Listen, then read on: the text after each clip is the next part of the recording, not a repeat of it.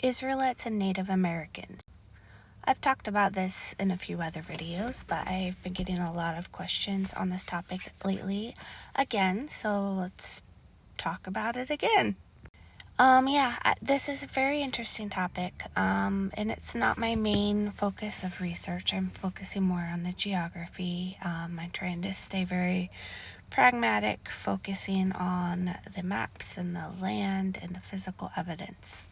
But this is definitely a topic that goes hand in hand. So this is where I'm at in my understanding right now. And I do not know. I still have so many questions. It's an ongoing progression and ever morphing understanding kind of. So keep that in mind. This is just kind of where the current pieces of the puzzle that I have are kind of fitting together somewhat. So first of all, I have kind of had to unlearn so much that the way I think about history is very different now than it used to be. So when I think about Indigenous Americans and Native Americans, I think about the Indigenous Americans and Native Americans we know of today in our known history. And then I also think about all that I have learned outside of that known history.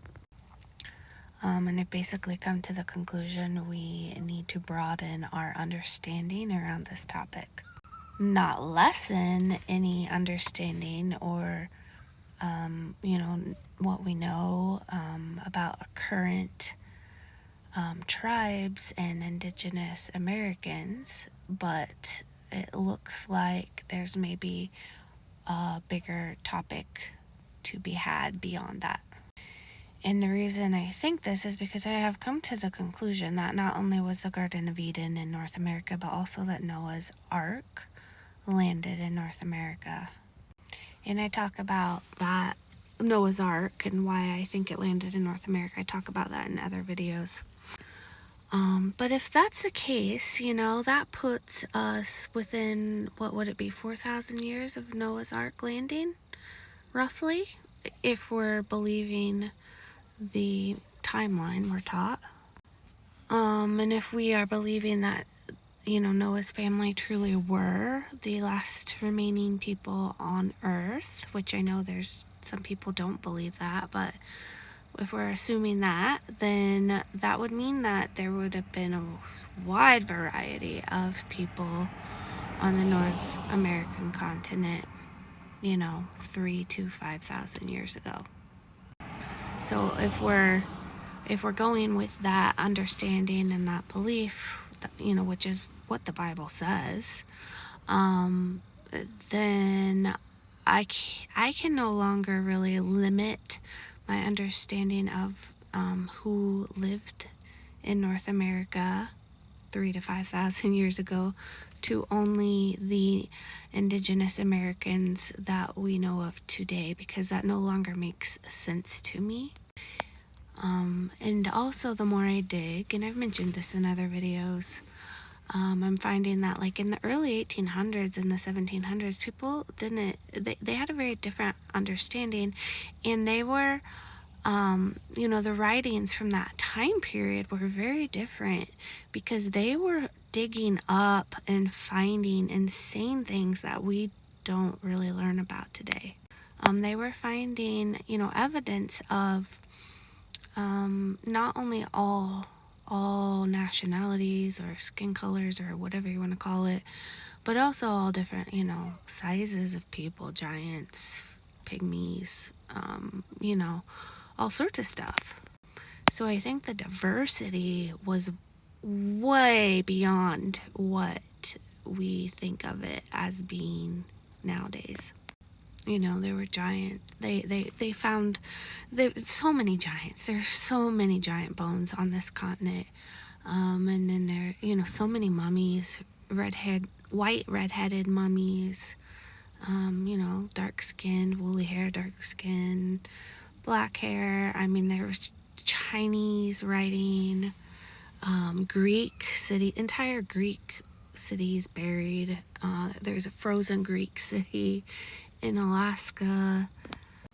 Whole infrastructures that the Indigenous Americans utilized and lived on, and yet didn't know where these infrastructures came from. They said, we didn't build them and we don't know how they got here. Our 10th, I remember specifically one story, they saying like our 10th grandfather, 10 grandfathers back, they didn't know where this came from. And we're talking about like ruins of buildings that are a mile square, like massive structures, whole stone cities buried 200 feet underground, canal systems, thousands and thousands of miles of canal systems laid with hand chiseled, fitted brick and stone. So these are the kinds of things people in the 1800s were talking about.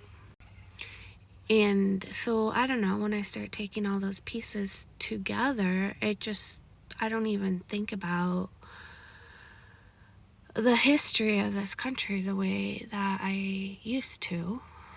And I don't think that would do away with any of like your ancestors' religious beliefs or history or culture, because this is a really big country, right? I mean, I think there was a huge variety of cultures and peoples and tribes. So I think the Native American tribes that we know of, today and are aware of in our history, could have lived alongside the 10 tribes of Israel or the Palestinians. They were all, I would imagine they were all just smooshed in there together, kind of.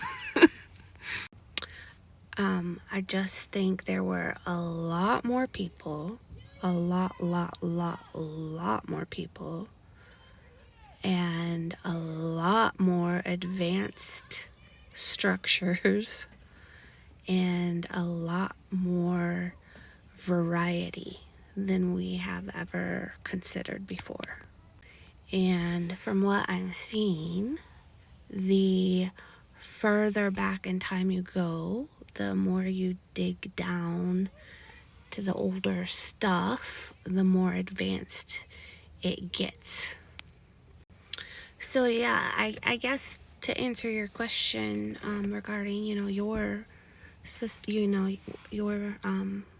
heritage and your ancestors, yeah, absolutely. I know that there are rich, deep cultures that go way back, and I don't feel like coming to the realization that perhaps the Bible took place here.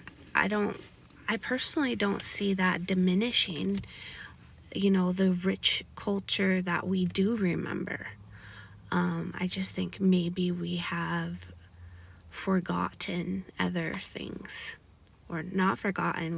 We've been lied to, is what I think. So anyway, nighttime ramblings. Hope that makes a little bit of sense. But it's just an ongoing, as I gather more pieces and I kind of think through things, it's just an ongoing, wondering and questioning. I don't have solid answers to any of it really, but I definitely, as I go, the pictures get clearer for me. So that's where I'm at with it right now.